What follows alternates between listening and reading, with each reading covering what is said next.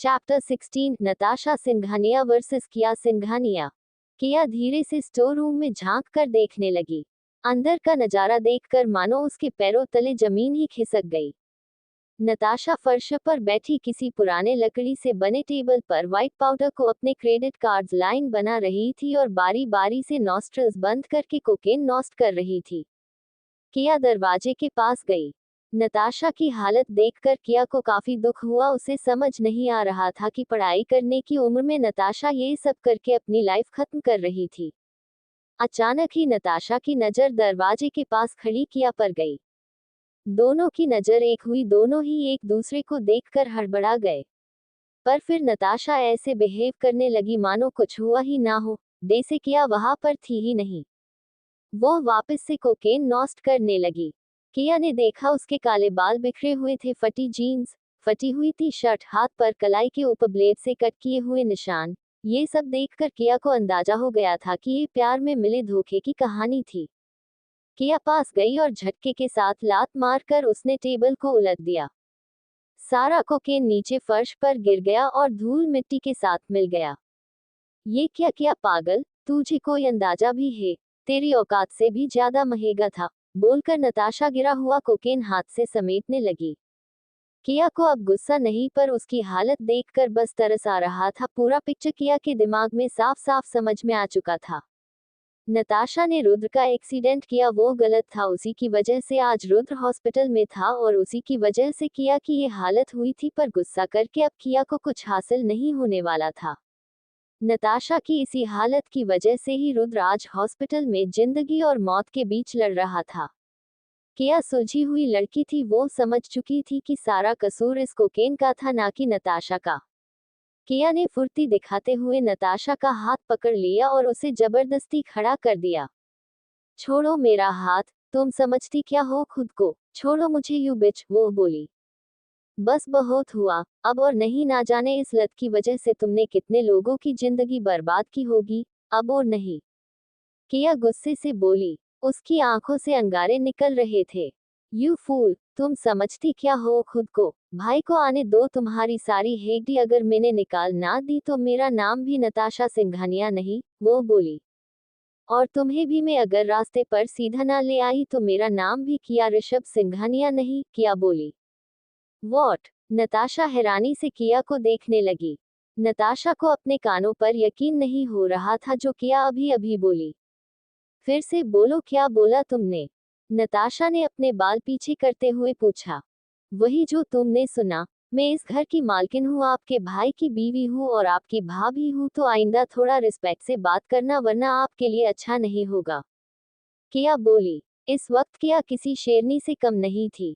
नताशा को समझ आ गया था कि यहाँ उसकी दाल नहीं गलने वाली। बेहतर यही था कि उसके भाई के आने का वो वेट करे। वो पैर पटकती हुई वहां से चली गई। किया ने एक बार फिर से फर्श पर नजर डाली। किया वाकई दुखी थी कि इस उम्र में नताशा ये सब कर रही थी, और इसी उम्र में ही क्यों, किसी भी उम्र में किसी के लिए भी ये ड्रग सब कुछ सही नहीं था। ये सब बस इंसान को उसके बर्बादी के रास्ते पर ले जाकर ही छोड़ता है। ना जाने कितने सारे घर उजड़ गए होंगे इस ड्रग्स की वजह से। आज अचानक से किया को अपने बीते कल की याद आ गई थी। कभी वो भी नताशा की जैसी थी, वह भी नताशा के जैसे कभी ड्रग्स का शिकार होते होते बची थी। आज तुम्हारी बहुत याद आ रही यार, कहाँ है तू रिम्मी? माफ कर देना, अचानक से कॉलेज सब छोड़ना पड़ा। सब कुछ खत्म हो गया था। कॉलेज के बाद तुझे मिल भी नहीं पाए। आई होप तू अच्छी होगी, अगर सब ठीक रहा तो एक दिन हम वापस जरूर मिलेंगे, और उससे भी। उद्धरण चिन्ह।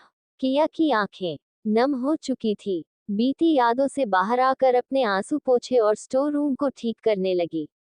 दूसरी तरफ दिल्ली मेंटल एसाइलम में डॉक्टर एक लड़की को चेक कर रहे थे।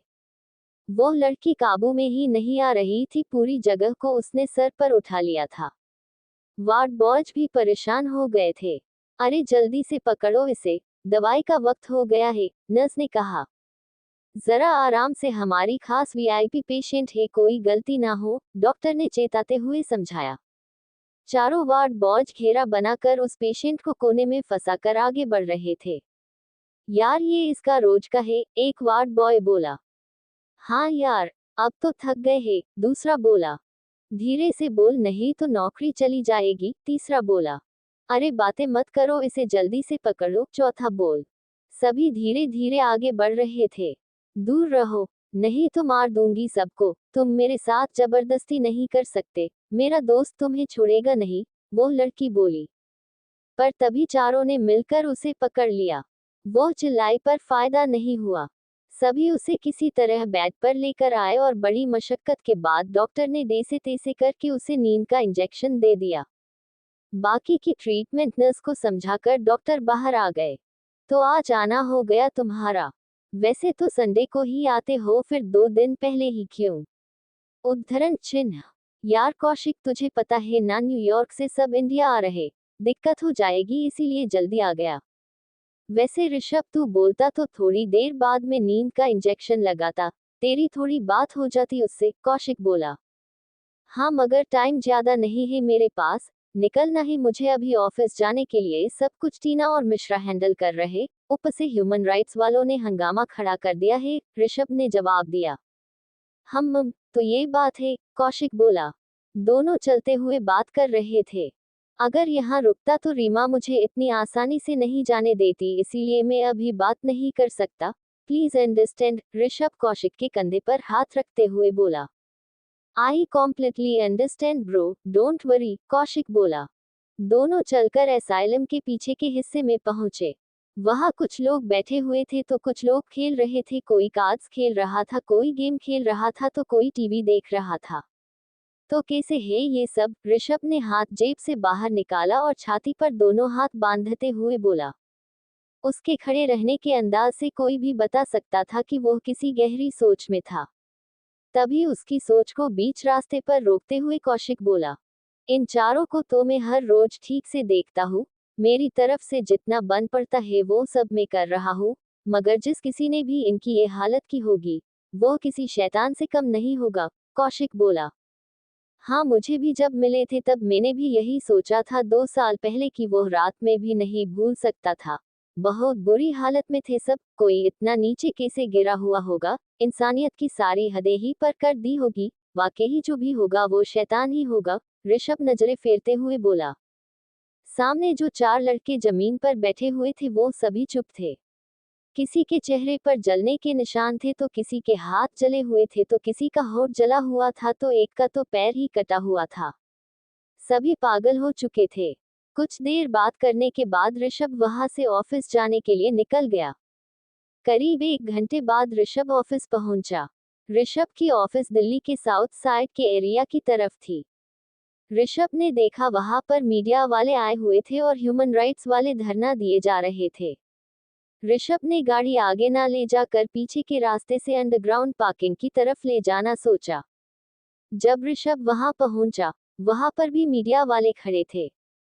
तो आज इन लोगों ने मूड बना ही लिया है कि मुझसे बात किए बिना मानेंगे नहीं, ऋषभ खुद से कहता है। पर मैं भी टेढ़ी चीज हूँ, इतनी आसानी से हाथ में नहीं आने वाला, बोलकर ऋषभ ने सामने के स्टार कॉफी शॉप के पार्किंग एरिया में गाड़ी पार्क कर दी।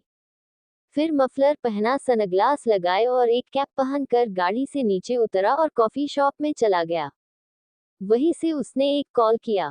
ऑफिस में हड़कंप मचा हुआ था, सभी के चेहरे पर 12 बजे हुए थे।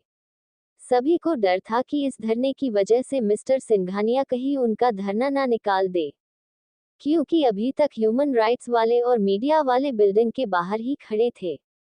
मैडम सर आएंगे और नौकरी से निकाल देंगे, चार्मी रोया मुंह बनाती हुई बोली। शट अप चार्मी, अगर एक और बार बोली तो चीफ का तो पता नहीं, पर मैं जरूर तेरा ट्रांसफर बंगलौर की ब्रांच में कर दूंगी, टीना गुस्से से बोली। सुबह से अभी तक चार्मी दर की वजह से टीना का दिमाग खा चुकी थी, अब टीना की भी सहन करने की हद हो चुकी थी। सभी बात ही कर रहे थे कि टीना पर ऋषभ का कॉल आया। टीना ने देखते ही बोला, चुप हो जाओ, सर का कॉल है, जैसे ही टीना ने बोला सभी अलर्ट मोड में आ गए। हेलो सर, टीना कांपती हुई आवाज में बोली। सभी सामने के स्टार कॉफी शॉप पर आ जाओ, आज मीटिंग कॉफी शॉप पर ही होगी, और बोलकर ऋषभ ने फोन काट दिया। टीना के तोते उड़ गए। क्या हुआ? मिश्रा ने पूछा। कॉफी शॉप में मीटिंग रखी है, टीना सामने देखती हुई बोली। चार्मी पैर फैलाए नीचे बैठ गई। मेरी होम लोन अभी भी बाकी है, वो रोती हुई बोली।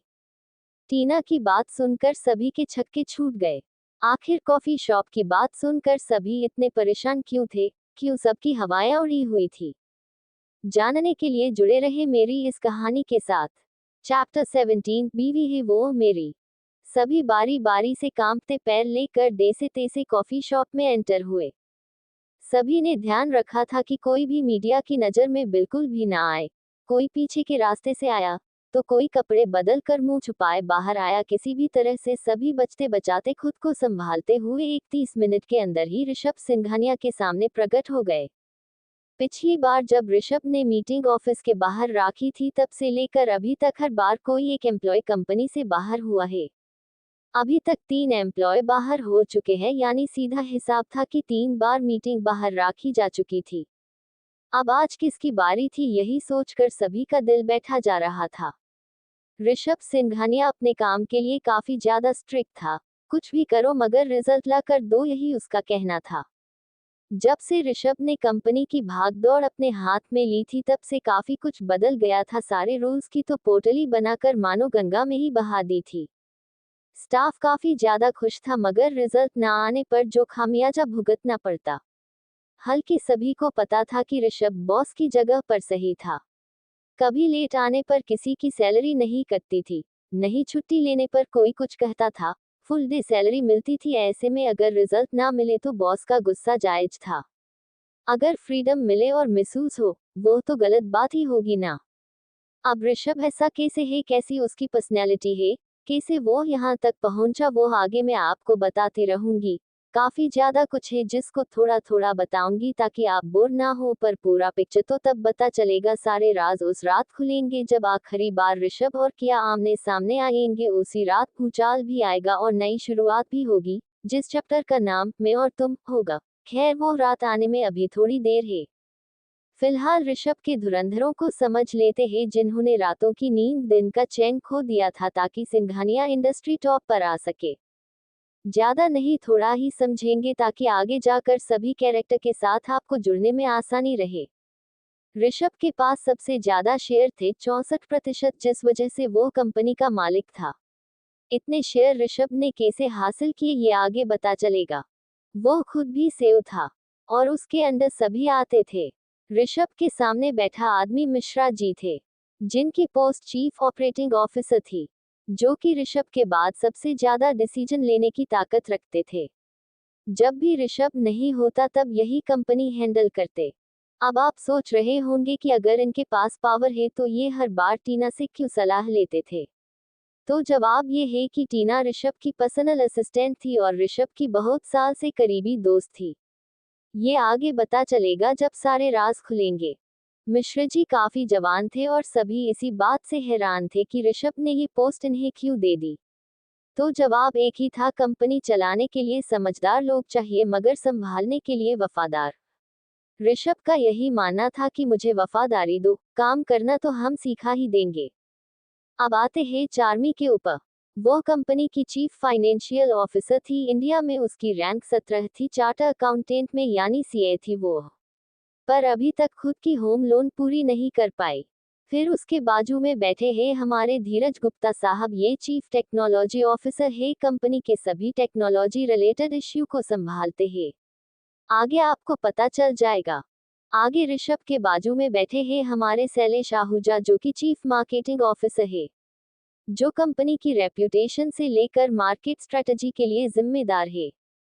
पर ये फिलहाल अपनी बेटी को संभालने में असमर्थ है और इनका बेटा तो हाथ से ही जाने वाला है, यही समझो। खैर ये भी आगे पता चलेगा। अब आते हैं वेंकटेश अय्यर पर, जो कि चीफ लीगल ऑफिसर है, जिनका काम कंपनी को सभी तरह के लीगल रिस्क से बचाना है। बाकी सारे डिपार्टमेंट भी है पर इन सब में ज्यादा बोर ना होते हुए आगे बढ़ते हैं। सभी ऋषभ के सामने मुंह झुकाए खड़े थे। तो बताओ आज मैंने यहाँ मीटिंग क्यों राखी है, ऋषभ धीरे से बोला। कैफे खाली था क्योंकि वो कैफ खुद ऋषभ के दोस्त का था और इसी का फायदा अभी ऋषभ को मिल रहा था। वो सर मीडिया की वजह से, मिस्टर अय्यर बोले। और ऋषभ ने आज पूछा। और ह्यूमन राइट्स वालों की वजह से, चार्मी डरते हुए बोली। नाइस गर्ल, ऋषभ ने चार्मी के गाल खींचे। चार्मी थोड़ी मोटी थी और हर बार ऋषभ उसका गाल खींचकर चार्मी को चिढ़ाता था। सॉरी सर, टीना बोली। पर क्यों टीना, तुमने तो सही काम किया है इन सभी को यहाँ लाकर। क्यों सही कहा ना मैंने, ऋषभ तंज कसते हुए बोला। सभी चुप थे। आज के दिन अगर इन सभी का यहाँ से 9-2-11 नहीं हुआ तो कल तुम सभी बेंगलो में ट्रांसफर हो जाओगे, समझे, ऋषभ गुस्से से बोला। बेंगलो ब्रांच का नाम सुनते ही अय्यर खुश हो गया पर बाकी सब शोक थे। सभी अय्यर को खा जाने वाली नजर से देखने लगे। सर कल तक कुछ ना कुछ कर लेंगे, टीना बोली। कुछ ना कुछ नहीं, बहुत कुछ करूंगा, वो भी मैं, अगर ये सारे जोकर्स मेरी कंपनी के सामने से नहीं हटे तो, ऋषभ गुस्से से बोला। जी सर, टीना नजरें झुकाए बोली।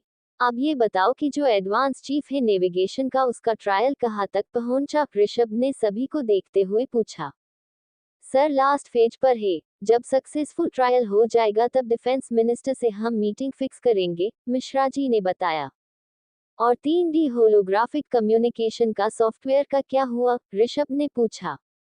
सर वो अभी रेडी नहीं है, हमने टेस्ट रन किया था पर अभी भी कुछ बग्स आ रहे, वो इंजीनियर उस पर अभी भी काम कर रहे हैं, अगले हफ्ते तक रिजल्ट मिल जाएगा। ऋषभ सोचने पड़ गया।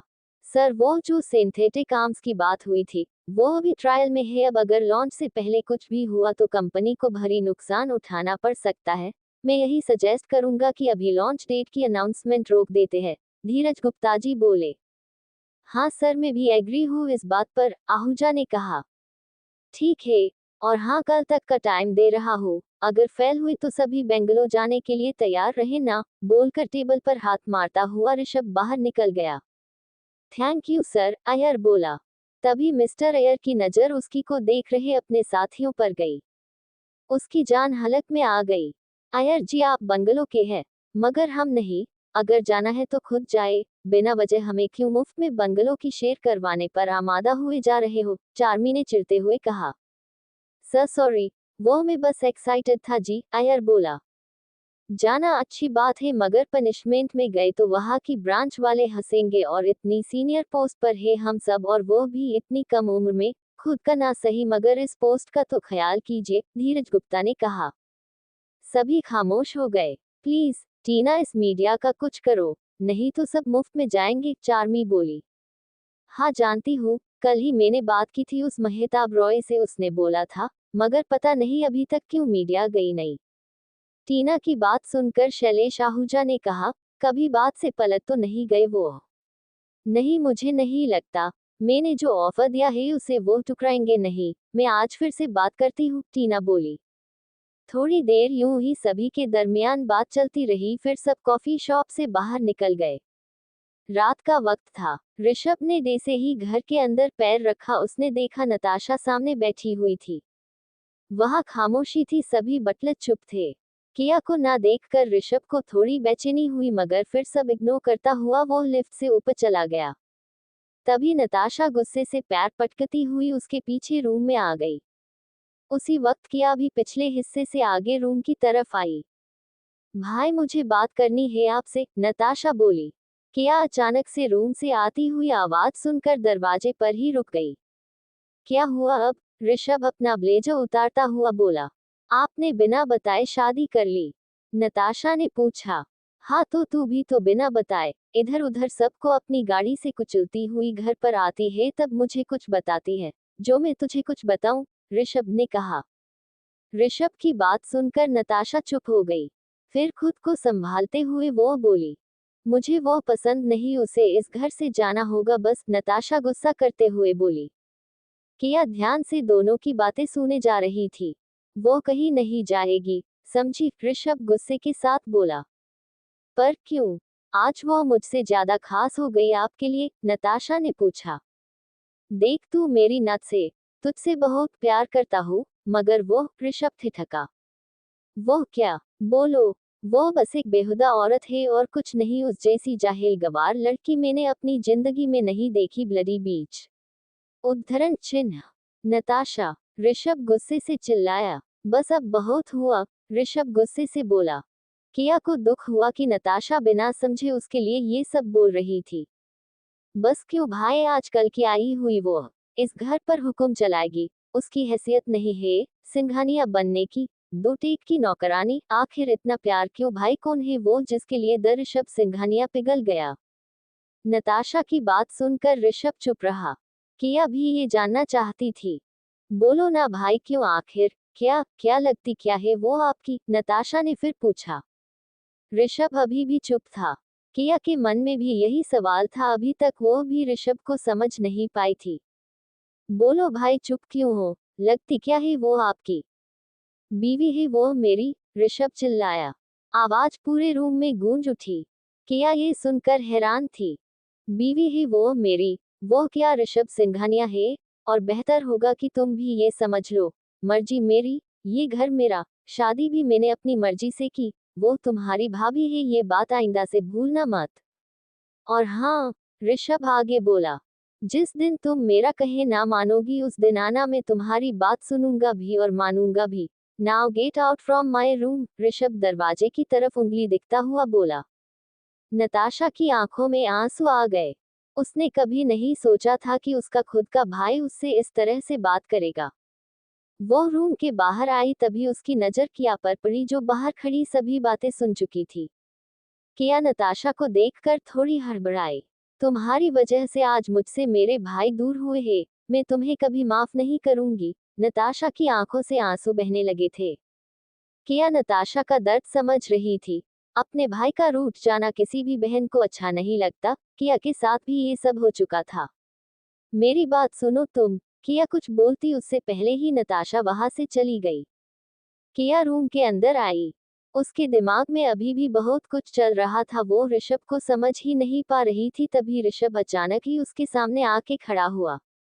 किया ने देखा ऋषभ उसे गुस्से से देखे जा रहा था। Chapter 18 it's okay Rishu. Rishabh को देखकर किया शॉक्ड थी, साथ में उसकी आंखों में गुस्सा देखकर किया काफी ज्यादा डरी हुई थी। पूरे विला में ऋषभ ही था जिसके साथ किया उलझ नहीं सकती थी। आखिर ऋषभ के हाथ में रुद्र नाम की किया की दुखती नस जो थी। किया ने देखा ऋषभ आंखों से अंगारे बरसाता हुआ उसके नजदीक आ रहा था। किया के पैर अपने आप पीछे हट रहे थे और ऋषभ के पैर किया के नजदीक पहुंच रहे थे। किया अचानक ही रुक गई, उसे एहसास हुआ कि पीछे रास्ता नहीं था। उसने देखा वो कमरे की दीवार से जा टकराई थी। किया के माथे से हल्की सी पसीने की बूंद सरकते हुए नीचे फर्श पर जा गिरी। डर के मारे किया ने एक घुट गले से नीचे उतरा। ऋषभ उसकी हर हरकत को देखे जा रहा था। तभी ऋषभ ने पास आकर दोनों हाथों को जोर से दीवार पर मारकर किया को एक जगह फंसा दिया।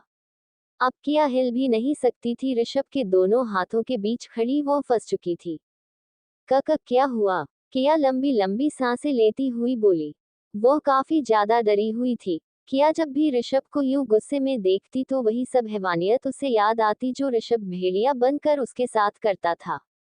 तुम इतनी डरी हुई क्यों हो, ऋषभ हकलाता हुआ बोला, मानो वो किया की नकल उतार रहा था। कुछ नहीं बस, किया आगे कुछ ना बोली। शायद सामने खड़े ऋषभ को देखकर उसकी हिम्मत जवाब दे गई थी। ऋषभ किया के ओर पास आया।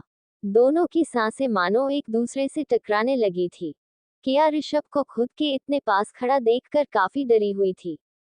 ऋषभ ने अपने होठ किया के होठों की तरफ ले जाना शुरू किया। अचानक ही किया के दोनों हाथ ऋषभ की छाती पर आ गए। किया ने अपनी आंखें बंद कर दी। ऋषभ ने देखा किया के दोनों हाथ उसकी छाती पर थे, जो इस वक्त उसकी टी शर्ट को खींचे जा रहे थे। ये देखकर ऋषभ और पास आया। किया को एहसास हुआ कि ऋषभ अपनी मनमानी करके ही मानेगा। ऋषभ को रोकने का कोई फायदा नहीं था, ना ही किया जानती थी कि उसे कैसे रोक। किया बंद आंखों से खड़ी सब सोच ही रही थी कि ऋषभ की आवाज उसके कानों पर गई, जिससे ये पता चला कि ऋषभ का मुंह इस वक्त किया के कान के पास था। अच्छा बताओ तुम इतनी डरी हुई क्यों हो, ऋषभ के बोलते ही किया ने अपनी बंद आंखें खोल दी। वो ऋषभ के कंधे की तरफ देखे जा रही थी। ऋषभ इतना नजदीक था कि ऋषभ की छाती किया की छाती को छू रही थी, यानी दोनों के बीच बिल्कुल ही ना के बराबर जगह थी। तुमने जवाब नहीं दिया, ऋषभ ने खामोश खड़ी किया से फिर से सवाल किया। नहीं पता, आप बताओ, मुझसे ज्यादा आप जानते हो कि मैं क्यों आपसे डरती हूँ, किया ने जवाब दिया। किया के दोनों हाथ ऋषभ के दोनों कंधे पर आ चुके थे। तो तुम मानती हो कि तुम मुझसे डरती हो, ऋषभ ने पूछा। हाँ डरती हूँ, और वजह आपको पता है, किया हिम्मत करते हुए बोली। हाँ वजह पता है मुझे, मैं तुम्हारे साथ बहुत ही घटिया बिहेव करता हूँ, या यूं कहो जानवरों की तरह पेश आता हूँ इसीलिए, ऋषभ ने कहा। किया चुप रही। अच्छा बताओ तुम्हें क्या लगता है, मैं ऐसा किस लिए करता हूँ तुम्हारे साथ, ऋषभ ने पूछा। नहीं पता, पर मैं बुरी इंसान नहीं हूँ, बस एक मौका चाहती हूँ खुद को साबित करने का, किया डरती हुई बोली। ऋषभ ने किया की छाती से उसके ड्रेस को पकड़ा और यूं खींचकर किया को दीवार की तरफ पटल दिया। वही हुआ जिसका किया को डर था। ऋषभ जबरदस्ती की हद पार करने पर उतर आया। किया को कुछ समझ नहीं आ रहा था कि वो क्या करे कि ऋषभ उसकी एक बार बार सुन ले। ऋषभ ने किया का दुपट्टा खींचकर फर्श पर फेंक दिया। पीठ पर जो डोरी बंधी हुई थी उसे खोल दिया और किया की पीठ को चूमने लगा। किया ने अपने हाथ जो दीवार पर जमाए रखे थे उसकी मुट्ठी भींच ली।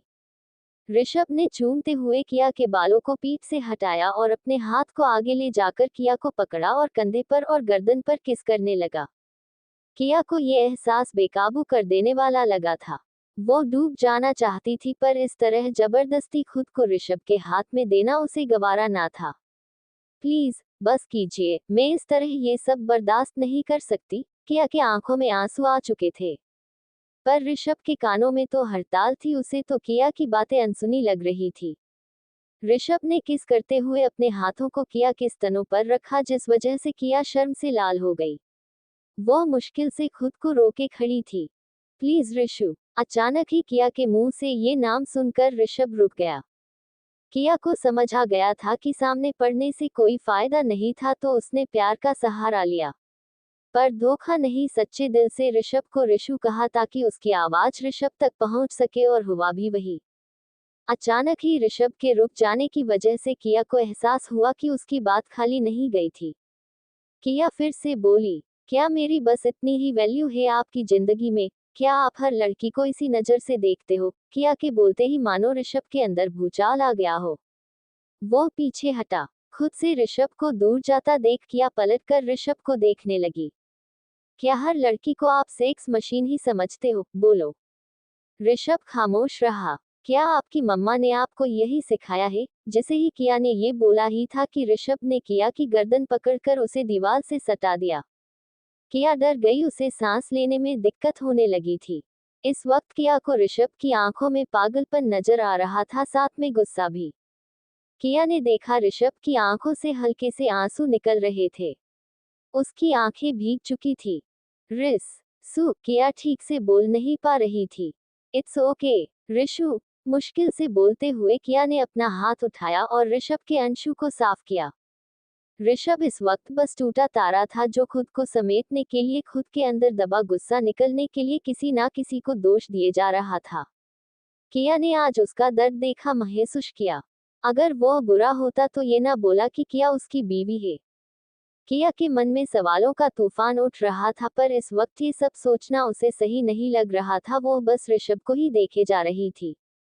धीरे धीरे कहीं ना कहीं ऋषभ के लिए उसके मन में जो गुस्सा था वो खत्म हो रहा था। ऋषभ किया की इस हरकत से शॉक में आ गया था। वो चिल्लाया, नहीं, बोलकर उसने किया की गर्दन से अपना हाथ हटा दिया। वापस से दोनों हाथों को दीवार पर रखे जोर जोर से सांसें लेने लगा था। उसकी नजर फर्श पर थी। शायद वो हिम्मत नहीं जुटा पा रहा था किया को देखने की। खुद को बहुत होशियार समझती हो ना, तो ठीक है फिर, ऋषभ हौंफते हुए बोला। किया हैरानी से ऋषभ को देखने लगी कि आखिर ऋषभ कहे ना क्या चाहता था। ऋषभ अभी भी नजरें झुकाए खड़ा था। मौका चाहिए था ना तुम्हें, ऋषभ जोर से बोला। किया को अब कुछ अच्छी वाइब्स नहीं आ रही थी। उसे अंदाजा हो गया था कि ऋषभ जरूर कुछ उल्टा सीधा करने वाला था उसके साथ। ऋषभ आगे बोला, नट्स ने बोला था कि तुम सिंघानिया बनने के लायक नहीं हो, तो यही सही। ऋषभ नजरें उठाए गुस्से से किया को देखने लगा। सुन मेरी बात ध्यान से, आंखों से नहीं दिमाग से, ऋषभ बोला। किया खामोशी से उसे ही देखे जा रही थी। तुझे मौका चाहिए, मैं तुम्हें मौका देता हूँ, साबित कर सको तो कर लो खुद को। कल मेरी फैमिली शाम तक आ जाएगी। सिंघानिया बनना इतना भी आसान नहीं, अगर आसान होता तो कोई भी इस घर की बहू बन चुकी होती अब तक। ऋषभ डेविल स्माइल लिए खड़ा किया को देखे जा रहा था। पता नहीं क्यों पर अब किया को ऋषभ की बातों से और डर लगने लगा था। शायद अब उसकी असली परेशानी शुरू होने वाली थी। जो भी बोलना है प्लीज आप साफ साफ बोल दो, किया हिम्मत दिखाते हुए बोली। ना, ऋषभ खींचते हुए बोला। किया हैरान थी, ऋषभ स्माइली फेस लिए बस उसे ही देखे जा रहा था। मेरी बीवी हो ना, तो जाओ साबित करो खुद को, अगर साबित कर दिया ना तो उस दिन तुम जो बोलोगी वो मैं करूंगा। बीवी बनना चाहती हो ना, खुद को साबित करने का मौका चाहिए ना, तो दे रहा हूं मैं मौका, साबित कर दो खुद को, ऋषभ आगे बोला।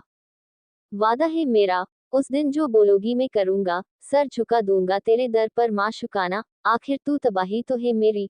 वो भी 8 साल से, बोलकर ऋषभ वहां से बाहर चला गया। दे से ही 8 साल की बात आई कि यह सोच में पड़ गई। क्यों आखिर हर बार माशुकाना बुलाते हो, और ये तबाही हूं मैं आपकी, इसका क्या मतलब है? कुछ समझ आए ऐसा बोलो, और ये तबाही का क्या मतलब है? क्यों हर बार ये सुना सुना सा लगता है? और 8 साल पहले तो मैं भोपाल में थी, ने जानती भी नहीं आपको। बोलते हुए किया रुक गई। या फिर जानती हूं पर याद नहीं। किया अपने दिमाग पर जोर लगाने लगी, पर कोई फायदा नहीं हुआ। जिसको वो कभी याद ही नहीं रखना चाहती थी, वो भला इतने साल बाद दे से उसको याद आ जाता, वो भी इतनी आसानी से। किया वही फर्श पर बैठ गई। वो थक चुकी थी ऋषभ की इन पहेलियों से। वही ऋषभ स्विमिंग पूल के पीछे वाले हिस्से में पहुंचा। वहीं पर एक बार था। सारी बोतलों को देख ऋषभ ने वोडका की बोतल उठाई। वहीं पर चेयर पर पैर फैलाए वो बैठकर पीने लगा। पास में जो जिम था उस पर नजर गई। फिर वही जो सफेद गुलाब का फूल था उस पर नजर गई। उसे देखकर ऋषभ को अपनी माँ की याद आने लगी। 8 सालों बाद उस जख्म को किया ने कुरेदा था, जिसके बारे में सोचकर भी ऋषभ अपना मुंह फेर लेता था। ऋषभ अपनी माँ को याद करने लगा था। तू थी तो दुनिया से बचा लेती थी, सोचकर तेरे बारे में उस खुदा से भी टकरा लेता था। बेफिक्र था तेरी बाहों में, यूं जन्नत सी थी तेरी बाहें जिसमें यूं खुद को समेट लेता था। तू तब से मुझ पर जान देती थी जब पहली बार प्रेगनेंसी स्ट्रिप पर शायद लिकर बनकर दिखा था। सबका प्यार आधा होता है, एक तेरा ही प्यार था जो बाकी सभी से 9 महीने ज्यादा होता था। ऋषभ अपनी माँ की तस्वीर को अपने दिल में याद किए जा रहा था। आज 8 साल बाद पहली बार शायद वो इतना दुखी हुआ था।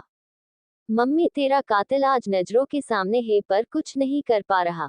मजबूर हुआ कि ही निकम्मा नालायक हूँ, ऋषभ आंखों में आए आंसू को साफ करते हुए बोला। फिर एक घूंट वोडका का गले से नीचे उतर कर वो फिर बोला।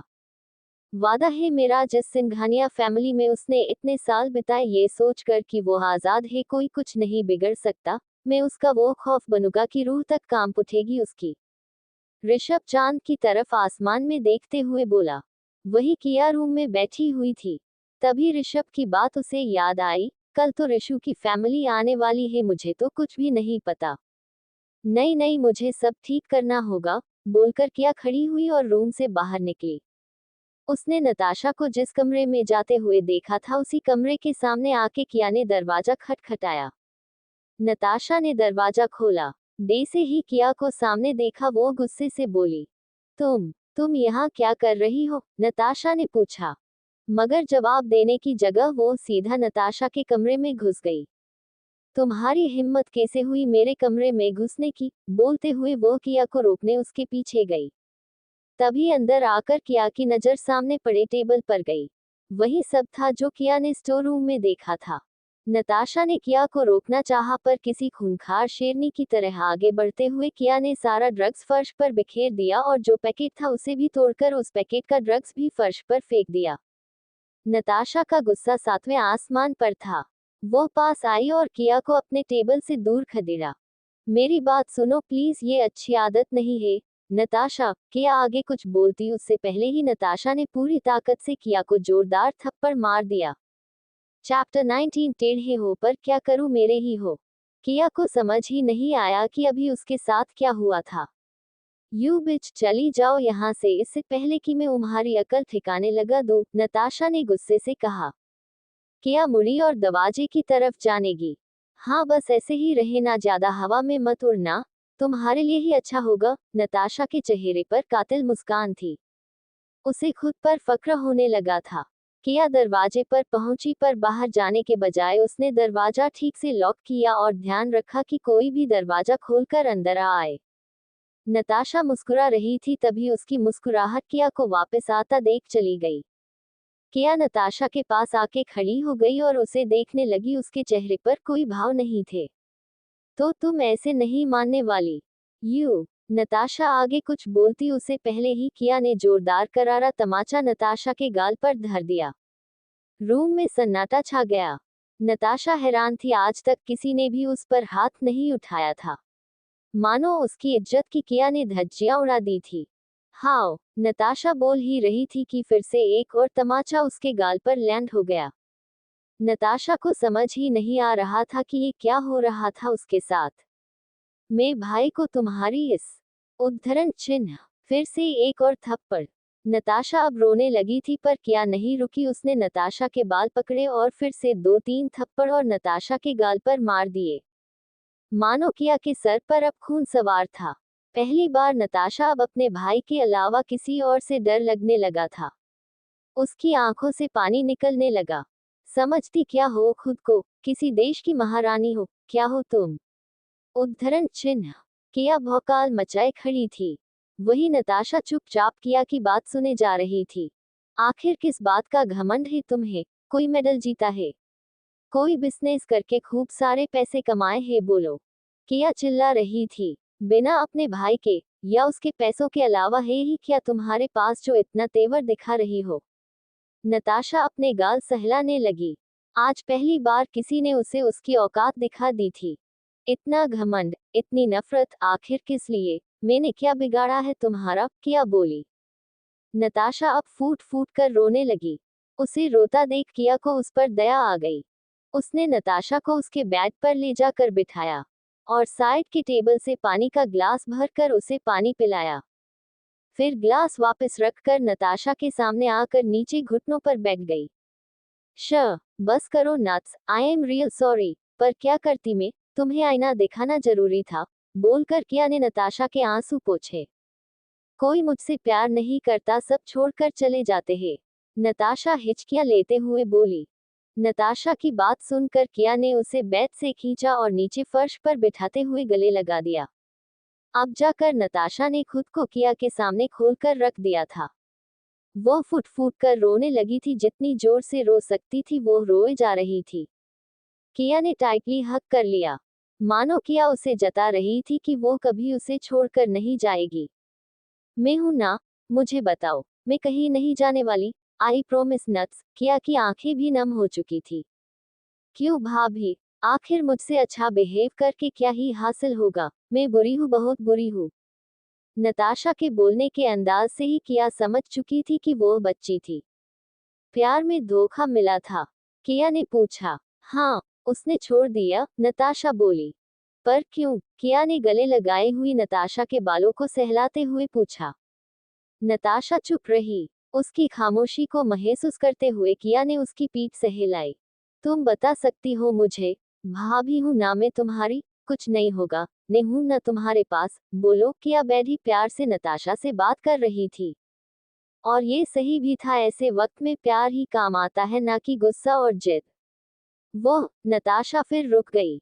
बताओ नट्स, अगर बोलोगी नहीं तो दिल में चुभेगा, अपना दिल हल्का कर दो, सब बता दो। मैं यही हूँ, किया पीठ सहलाती हुई बोली। इस वक्त नताशा एक छोटे बच्चे के जैसी किया से लिपटी हुई थी। इस बात का एहसास किया को ये महसूस करके हुआ कि नताशा ने पीछे से दोनों हाथों से किया की पीठ की तरफ का ड्रेस अपनी मुट्ठी भींचकर खींचा हुआ था। वो धीरे से बोली, भाभी मैं लड़की हूँ, अगर मुझे सेक्स नहीं करना तो वो मेरी मर्जी है, ना कि उसकी। नताशा कांपती हुई आवाज में बोली। अगर मैंने उसे मना कर दिया तो मेरी क्या गलती थी? मुझे ये सब नहीं करना था। मुझे लगा वो मेरा फायदा ना उठा के। पता है आजकल सब यही करते हैं।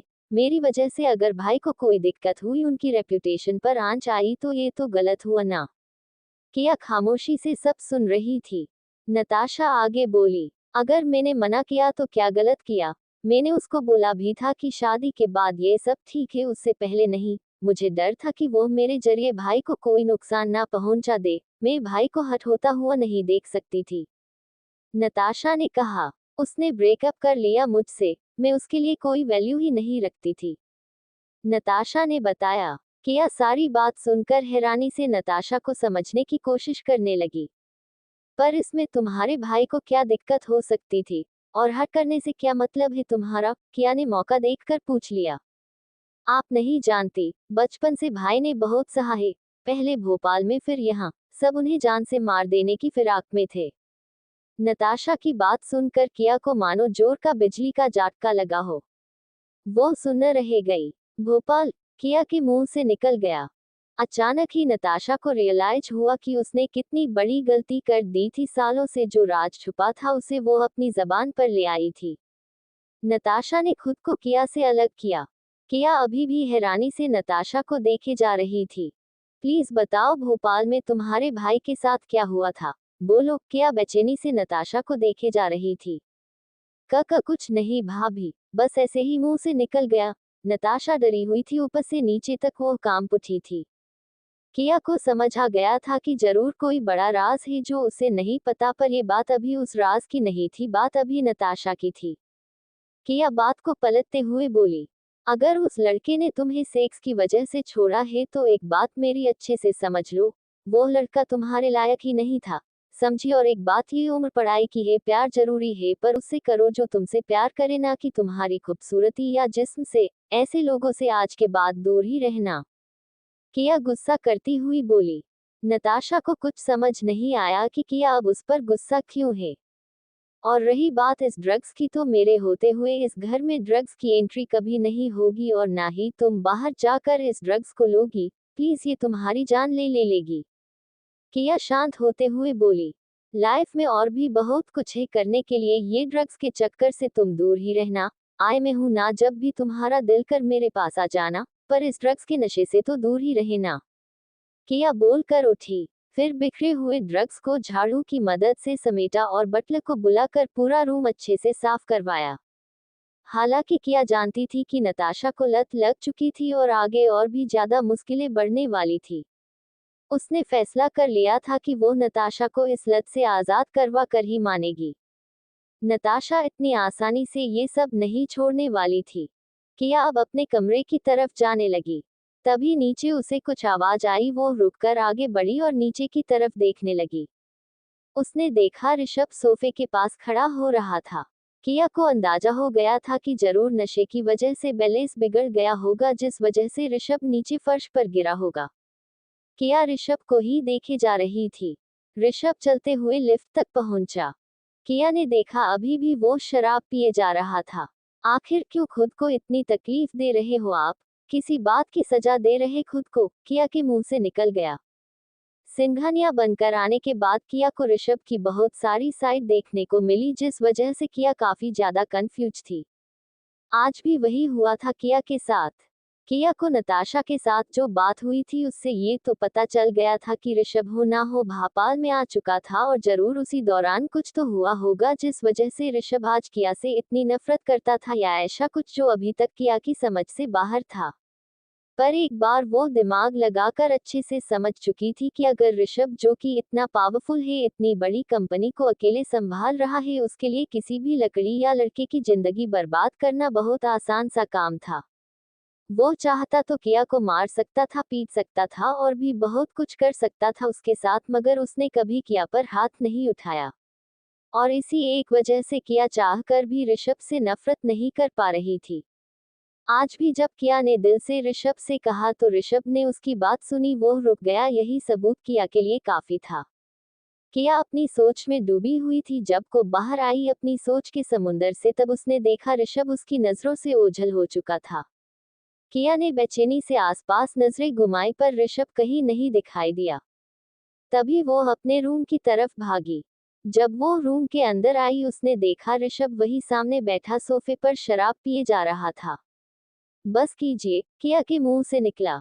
किया की आवाज सुनकर ऋषभ रुककर किया को देखने लगा। बस बहुत हुआ। किया पास आई और ऋषभ के हाथ से वोडका की बोतल ले ली। ये क्या कर रही? ऋषभ नशे में धुत हुआ बोल। दिखाई नहीं दे रहा कि मैं क्या कर रही हूँ, बोलकर किया ने शराब की बोतल को सामने मिनी बार पर जाकर रख दिया। तुम्हारी हिम्मत कैसे हुई बीवी, वो भी मेरी शराब की बोतल को हाथ लगाने की। ऋषभ गुस्से से खड़ा हुआ और वापस बार के पास जाकर बोतल लेने के लिए हाथ आगे बढ़ाया। तभी किया ने ऋषभ का हाथ पकड़ा और खींचकर जबरदस्ती बेड के पास लाकर बिठा दिया। तुम समझती क्या हो खुद को, क्यों फिर से जलील होना चाहती हो? ऋषभ बोला। मुझे अब फर्क नहीं पड़ता, बीवी हूं ना आपकी तो हक है आपका, जो चाहे कर सकते हो मेरे साथ, इजाजत देती हूं मैं आपको, मगर शराब अब और नहीं। ऋषभ गुस्से से खड़ा हुआ और किया को खींचकर बेड पर लेटा दिया और खुद उसके ऊपर आ गया। किया डरी पर हिम्मत दिखाते हुए ऋषभ की आंखों में देखने लगी। इतनी बार हम दोनों के बीच सारी हदें पार हो चुकी है, आज फिर एक बार और सही, किया बेफिक्र होकर बोली। ऋषभ खामोशी से किया को देखे जा रहा था। दोनों की नजरें एक हो चुकी थी। दोनों की सांसें एक दूसरे से टकरा रही थी। क्या हुआ, रुक क्यों गए? बोलकर किया ने खुद अपना दुपट्टा खींचकर साइड पर फेंक दिया। क्या हुआ, मैं सामने से बोल रही हूँ फिर भी कुछ नहीं कर रहे? किया ने कहा। ऋषभ अभी भी चुप था। बोलो क्या हुआ, अगर शर्म आ रही तो मैं शुरू करती हूँ, बोलकर किया ने ऋषभ की टी शर्ट ऊपर खींची। ऋषभ ने उसके दोनों हाथ पकड़कर ऊपर खींच लिए और किया के और नजदीक आ गया। दोनों के होठ के दूसरे के होठ से मिलने ही वाले थे। ऋषभ ने बड़े ही प्यार से किया के चेहरे पर अपना हाथ रखा। ना जाने कब से ऋषभ इस पल का इंतजार कर रहा था। तभी उसके अतीत की यादें ताजा हो गई। ऋषभ के कानों में वो आवाज गूंजने लगी। बचाओ मुझे, प्लीज। उद्धरण चिन्ह, मैं तुम्हें कुछ नहीं होने दूंगा, मेरी तरफ देख, प्लीज छोड़ दे उसे। ऋषभ ने अपना सर पकड़ लिया और अपनी आंखें बंद कर ली। क्या हुआ ऋषु? किया डरी हुई बोली। तू प्यार के लायक ही नहीं है मशुकाना, बोलकर ऋषभ हट गया और अपने कपड़े उतारने लगा। किया को फिर से उसके शरीर के जख्म दिखाई दिए। प्लीज बताओ ये चोट कैसे लगी? किया ने पूछा। तू जानकर क्या करेगी? ऋषभ बोला। बस जानना है मुझे, किया ने कहा। ऋषभ ने कोई जवाब नहीं दिया। फिर शॉर्ट्स और टी शर्ट पहनकर वो बेड पर आकर सो गया। किया ने भी फिर अपने कपड़े उतारे, वो भी ऋषभ की आंखों के सामने। ये क्या कर रही हो? ऋषभ बेड पर बैठ गया। अपना काला तिल आपको दिखा रही हूँ, बहुत पसंद है ना आपको? किया भी अब बेशर्मी पर उतर आई थी। अंदर जाके कपड़े बदलो, ऋषभ बाथरूम की तरफ इशारा करता हुआ बोला। क्यों, आप यहाँ बदल सकते हो तो मैं क्यों नहीं? बोलकर ऋषभ की अलमारी से शॉर्ट्स और टी शर्ट निकाली। किया ब्रा और पैंटी में इस वक्त काफी मादक लग रही थी, किसी का भी जी मचल जाता उसे हासिल करने में, पर ऋषभ बस देखता ही रहा। सोच लो, अभी भी कुछ हो सकता है हमारे बीच, किया बोली। बेशर्म, बोलकर ऋषभ वापस लेट गया। किया के होठों पर मुस्कान आ गई। एक बात तो कंफर्म हो चुकी थी और किया अच्छे से समझ चुकी थी। अगर ऋषभ को मनाना है तो सरेंडर कर दो, वो खुद तुम्हारे हवाले हो जाएगा। और हुआ भी वही, जब मना करती तो ऋषभ जबरदस्ती पर उतर आता और जब सामने से कोशिश की तो ऋषभ शांत हो गया। किया की समझ से अभी भी ऋषभ काफी दूर था, मगर कुछ कुछ ऋषभ किया की समझ में आने लगा था। कुछ देर तक किया ऐसे ही ऋषभ के देखे जा रही थी, फिर बाथरूम में फ्रेश होने चली गई। जब वापस आई तब उसने देखा ऋषभ गहरी नींद में सोया हुआ था। किया पास आकर ऋषभ के नजदीक सो गई। तभी ऋषभ ने नींद में ही किया को अपने पास कमर से पकड़कर खींचा और अपना पैर किया के पैर पर लपेटकर सोने लगा। उसका हाथ किया की छाती पर था, पर अब किया को ना जाने क्यों डर या गुस्सा नहीं आ रहा था। वो खुद को ऋषभ के साथ सेफ महसूस करने लगी थी। ऋषभ चाहे जितना भी बुरा था या हजारों कामियां थी, पर जो भी करता था सामने से करता था, धोखा देना, पीठ पीछे वार करना उसकी फितरत में नहीं था। किया मुस्कुरा रही थी। उसने जानबूझकर ऋषभ से दूर जाने की कोशिश की, तभी ऋषभ नींद में बड़बड़ाया। नहीं प्लीज, बोलकर ऋषभ ने वापस किया को अपने पास खींच लिया, जिससे किया को काफी सुकून मिला, क्योंकि अब वो कंफर्म थी कि ऋषभ जैसा भी था टेढ़ा था, पर उसका था। टेढ़े हो पर क्या करूं, मेरे ही हो, बोलकर किया ने एक गहरी सांस ली। अब आपको सीधा करने का कोई रास्ता निकालना ही पड़ेगा, किया मुस्कुराती हुई बोली।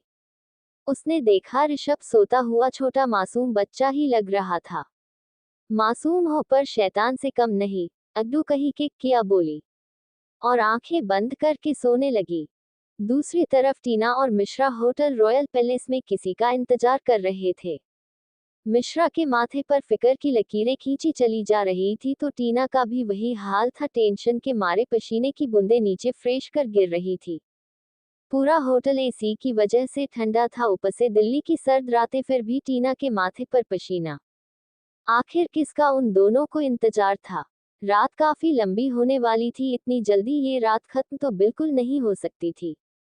वही न्यू दिल्ली में कहीं किसी भाड़े के घर में दो लोग बात किए जा रहे थे। क्या बात है, पूरे 50 लाख आखिर मिले कहाँ से? एक आदमी बैठा अपनी गन साफ करते हुए बोला। दूसरा बोला, बॉस का फोन था, सिंघानिया के बड़े बेटे की सुपारी मिली है। बोलते ही पहला वाला चौंक गया। वही ऋषभ सिंघानिया? पहले वाला हैरानी से बोल पड़ा। हाँ, वही young business tycoon Rishabh Singhania, दूसरा बोला। सही, बाजी हाथ में लगी है। वैसे गैंग में ये बात किसी को पता नहीं है ना? पहले वाला बोला। नहीं, और ना ही पता चलेगी। काम चुपचाप होना चाहिए। हम शार्प शूटर है, हमारे शायद तक को खबर नहीं होती कि हम क्या करने काले हैं। बोलता हुआ वो दूसरा आदमी हंसने लगा, साथ में पहला वाला भी। आगे देखते हैं कि ये रात कितनी लंबी चलेगी या बस यूं ही कट जाएगी। आखिर कौन थे वो लोग जिसकी वजह से ऋषभ की जान पर बनाई थी? कौन था जिसे ऋषभ की मौत से ज्यादा फायदा होने वाला था, या ऋषभ के बचने से नुकसान? ये तो आने वाला वक्त ही बताएगा।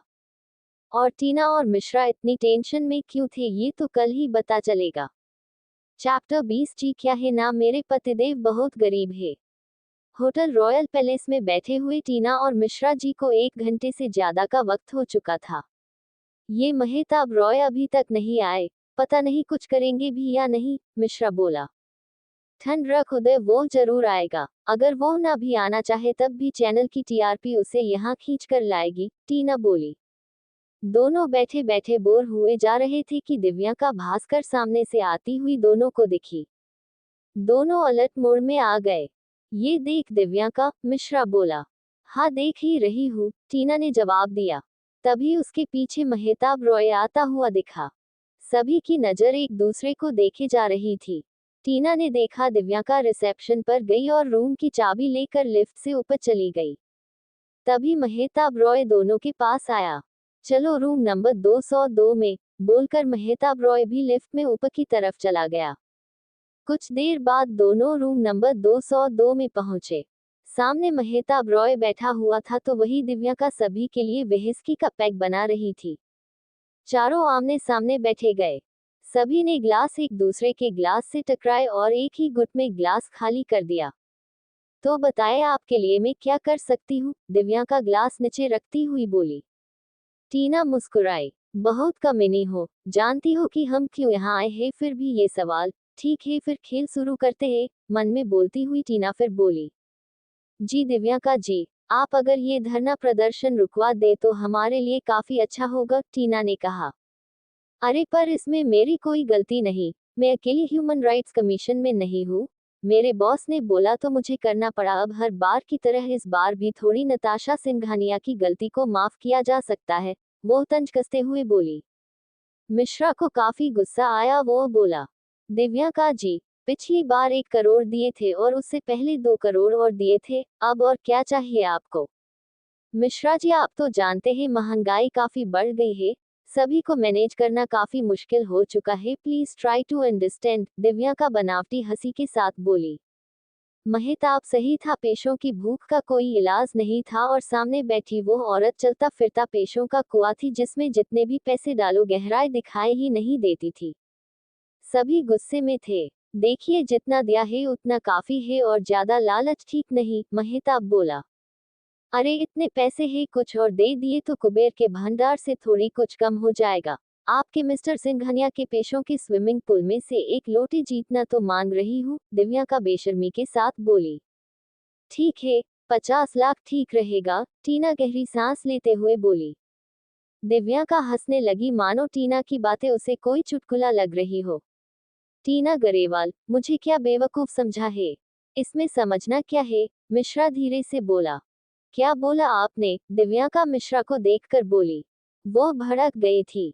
मामा मैंने कुछ नहीं बोला, अचानक ही दिव्यांका के बोलने से उदय हड़बड़ाया। देखिए 5 करोड़ लगेंगे, बॉस और बाकी सभी को ये हिस्सा जाएगा, दिव्यांका बोली। सभी को पता है कि तुम जो लेती हो वो किसी को देती नहीं हो, टीना भी अब तंज कसते हुए बोली। क्या मतलब है तुम्हारा? दिव्यांका गुस्से से बोली। सीधी बात है, ये पैसा हमने आज तक तुम्हें दिया है, वो तुमने किसी के साथ भी शेयर नहीं किया, टीना बोली। ये तुम्हारी गलत फहमी है। और रही बात शेयर करने की, तो आम खाओ गुठलियां मत गिनो। सुबह तक पैसे मिले तो ठीक, नहीं तो कीमत और बढ़ेगी, फिर मिस्टर सिंघानिया को ही दिक्कत होगी, दिव्यांका बोली। कुछ ज्यादा नहीं हो गया? महेताब बीच में बोल पड़ा। आग से खेल रही हो, ध्यान रखना जल ना जाओ, टीना बोली। अगर ऋषभ सिंघानिया आग है तो मैं भी पानी ही हूँ। अच्छे से आग को बूझा ना जानती हूँ, दिव्यांका बोली। हाँ, मगर मैंने ये कहा कि मिस्टर सिंघानिया, कोई लकड़ी की आग नहीं जिस पर पानी डालकर तुम बूझा दोगी। ज्वालामुखी की आग है, छूने से पहले ही पानी भाप बन जाता है, टीना ने पलटवार करते हुए कहा। बस करो दोनों, महेताब फिर से बोला। ये इन्हें समझाए, मैं ह्यूमन राइट्स की ऑफिस से हूँ। अगर इतना ही शौक है तो जाकर बिगड़ी हुई नताशा को समझाए, उसे बोलिए कि गाड़ी ठीक से चलाए, नहीं तो आगे भी दिक्कत ऐसे ही बढ़ती रहेगी, बोलकर दिव्यांका अपने पर्स से लिपस्टिक निकालकर कॉम्पैक्ट मिरर में होठ पर लगाने लगी। मिश्रा गुस्से से देखे जा रहा था, पर टीना फोन में खोई हुई थी, ये देख महेताब ने पूछा। मिस्टर सिंघानिया से एक बार कर लो। महेताब रॉय की बात सुनकर टीना बोली, उसकी जरूरत नहीं, मैं जो करूंगी वही फिक्स होगा, बोलकर वो दिव्यांका को देखने लगी। चलो फिर, अगर तुम्हारी यही मर्जी है तो यही सही। कल 10 करोड़ के ऑफर के साथ फिर मुलाकात होगी। वैसे आए दिन इस वजह से सिंघानिया इंडस्ट्री के शेयर मार्केट पर कभी ज्यादा असर हो रहा है, सुना है 10% की गिरावट आई है, बोलकर हंसते हुए वो उठकर जाने लगी। तभी टीना ने वीडियो प्ले किया। वीडियो से आवाज आने लगी। Oh yeah, come on babe, I am there, just a minute, yes, order please. आवाज सुनकर रूम में सन्नाटा छा गया। महेताब और मिश्रा दोनों शर्म से पानी पानी हो गए। जी हाँ, अभी जो आवाज सुनी वो सेक्स कर रही दिव्यांका की थी, जो अपने बॉस सुनील गोयल के साथ इसी कमरे में हवस की सारी हदें पार किए जा रहा था। अपने हुस्न के जाल में फंसा कर दिव्यांका सुनील को अपनी उंगलियों पर नचा रही थी। इसीलिए ऑफिस में उसका एक अलग ही एटीट्यूड था। काफी घमंडी और अयाश होने की वजह से उसने सभी के नाक में दम करके रखा था। 1 महीने पहले ही जब दिव्यांका को 1 करोड़ रुपए दिए गए थे, तभी से टीना ने भाप लिया था कि ये भूखी औरत रुकने या मानने वालों में से नहीं थी, और कंपनी और मिस्टर ऋषभ सिंघानिया को आगे जाकर और दिक्कत का सामना करना पड़ सकता था। इसीलिए टीना ने दिव्यांका के ऑफिस में एक एम्प्लॉय को अपने अंडर में ले लिया था। कहते हैं ना, दुश्मन का दुश्मन आपका दोस्त होता है, और आज वही दोस्त काम में भी आया। टीना को सब कुछ पता था, पर वो अपने हाथ लगे ट्रम्प कार्ड को ऐसे इस्तेमाल नहीं करना चाहती थी, पर दिव्यांका ने लिमिट क्रॉस कर दी थी। टीना 50 लाख दे रही थी, मगर अफसोस, लालच का कोई अंत नहीं होता। हाथ आए 50 लाख भी अब वो इस वीडियो के जरिए गवा चुकी थी। मगर बात तो ये थी कि सुनील को तो इस मामले से दूर ही रहे ना था, उसे ये एक्सीडेंट वाला इश्यू कोई ज्यादा बड़ा नहीं लगा था। पर दिव्यांका के पेशों की बढ़ती भूख के सामने सुनील ने अपने हथियार डाल दिए थे, और बड़ी ही चालाकी से दिव्यांका ने सुनील को धरना प्रदर्शन के लिए मना लिया था। तुम्हें ये कैसे मिला? दिव्यांका के पैरों तले मानो जमीन ही खिसक गई थी। महेताब रॉय जी, कल की breaking news, human rights commission की एक इज्जतदार औरत का सेक्स स्कैंडल। बाहर से भोली भाली दिखने वाली ये नारी, असल जिंदगी में निकली शैतान की नानी, या यूं कहे, चेकमेट। तालियां बजती हुई टीना खड़ी हुई। दिव्यांका का गला सूख गया था। 2 करोड़ कल शाम तक Singhania blind children welfare trust में, प्लीज, मुस्कुराती हुई टीना बोली। और प्लीज, कल सुबह हमारे बॉस के आने से पहले धरना सब बंद करवा देना, नहीं तो क्या है ना, वहां खड़ी गोदी मीडिया के ही चैनल पर तुम्हारा चरम सुख वाला वीडियो वायरल होने में जो मजा आएगा, वो तो मिश्रा जी घर जाकर भी अपनी बीवी के साथ इतना मजा नहीं करते होंगे, टीना बोली। टीना, मेरी शादी नहीं हुई अब तक, समझी? बार बार मेरा मजाक मत उड़ा, मिश्रा मुंह फूलता हुआ बोला। अरे मिश्रा जी, मजाक था, और मजाक अपनों के साथ किया जाता है, ना कि इन जैशों के साथ, बोलकर टीना ने इशारा किया। तीनों रूम के बाहर आ गए। वही दिव्यांका शॉक्ड थी तो टीना रॉक्स थी। तो हमारी डील कैंसल? महेताब रॉय बोला। नहीं मेहताब जी, आप तो घर के हैं, आपके साथ डील करना बुरा है, टीना बोली। मतलब मेहताब और मिश्रा एक साथ बोल पड़े। एक कहावत या कहीं लिखा हुआ था जो मैंने पढ़ा था कि दुश्मनों की हमारे सामने बैठने की औकात नहीं और दोस्तों के साथ हम चाल नहीं चलते, टीना मुस्कुराती हुई बोली। फिक्र मत कीजिए, जो वादा किया है वो जरूर निभाऊंगी, टीना बोली। हाँ जनता हूँ, भरोसा है मुझे, मेहताब रॉय बोला। चलिए फिर मिलते हैं, बोलकर सभी अपने अपने रास्ते अलग हुए। सुबह हो चुकी थी। ऋषभ घोड़े बेचकर सोया हुआ था। पर किया की आंखें खुल चुकी थी, पर अभी भी चुप करके वो ऋषभ की बाहों में खुद को समाये हुए थी। उसे डर था कि ऋषभ उठकर कोई नया बखेड़ा ना खड़ा कर दे। वो ऋषभ को देखे जा रही थी। मासूम सा था अभी वो, सुबह की पहली किरण में बेफिक्र होकर सोया था वो। ना जाने दुनिया की बेरहम भट्ठी में कितनी बार लोहा बनकर जला था, तड़पा था, तब जाकर फौलाद बना था वो। अचानक ही एक झटके के साथ ऋषभ की आंख खुल गई। फिर से वही हुआ, किया को अपने पास देखकर ऋषभ ने धक्का दे दिया, मगर खुद भी बेड से नीचे गिर गया। आह! ऋषभ अपनी कलाई को देखकर उठ खड़ा हुआ। किया की हंसी नहीं रुक पा रही थी। तभी ऋषभ ने गुस्से से किया को देखा। ऋषभ की लाल आंखें देखकर किया चुप हो गई और इधर उधर देखने लगी। तभी ऋषभ बोला, मेरे कपड़े पहनकर क्यों सोई थी? उद्धरण चिन्ह। जी क्या है ना, मेरे पतिदेव बहुत गरीब और साथ में कंजूस भी है। जब से मुझे घर पर लाए हैं एक भी कपड़े खरीद कर नहीं दिए। एक ड्रेस था जो सुहागरात में ही फाड़ दिया था, और दूसरा है जिसे बार बार धोकर निचोड़ कर सुखा कर चला लेती हूँ। किया की बात सुनकर ऋषभ की मानो बोलती ही बंद हो गई। वो चुपचाप बाथरूम में चला गया। थोड़ी देर बाद किया भी फ्रेश होकर बाहर आई। किया ने देखा ऋषभ लाल कपड़े में कुछ लपेट रहा था। उसे पूछने का मन हुआ, पर वो जानती थी कि ऋषभ सीधे से जवाब नहीं देगा, क्योंकि अगर दे देता तो उसका नाम ऋषभ सिंघानिया ना होता। ऋषभ ने अलमारी खोली और वो लाल कपड़ा संभाल कर रख दिया। डॉक्टर का फोन आया था जब तुम बाथरूम में थी। ऋषभ की बात सुनकर किया जल्दी से उसके पास आई। अच्छा, क्या बोला डॉक्टर ने? किया ने पूछा। वो अपने भाई रुद्र की हालत को लेकर काफी फिक्रमंद थी। नहीं बताऊंगा, ऋषभ मुंह बनत भूर बोला। ये क्या बात हुई ऋषु? किया का मुंह उतर गया। उसका मायूस चेहरा देख ऋषभ के भी ठीक नहीं लगा, पर उसने कुछ नहीं बोला। किया फिर से बोली, प्लीज ऋषु, बताओ ना डॉक्टर ने क्या बोला? हाथ पकड़े हुए किया बोली। उसकी आंखें नम हो चुकी थी। बस बस ये ड्रामा मत कर, वो डॉक्टर रस्तोगी ने बोला है रुद्र की हालत ठीक हो रही है, शायद कल तक मशीन हटा देंगे। और डॉक्टर स्मिथ से भी अब उनकी बात चल रही है, अगर सब ठीक रहा तो अगले हफ्ते रुद्र का ऑपरेशन करेंगे।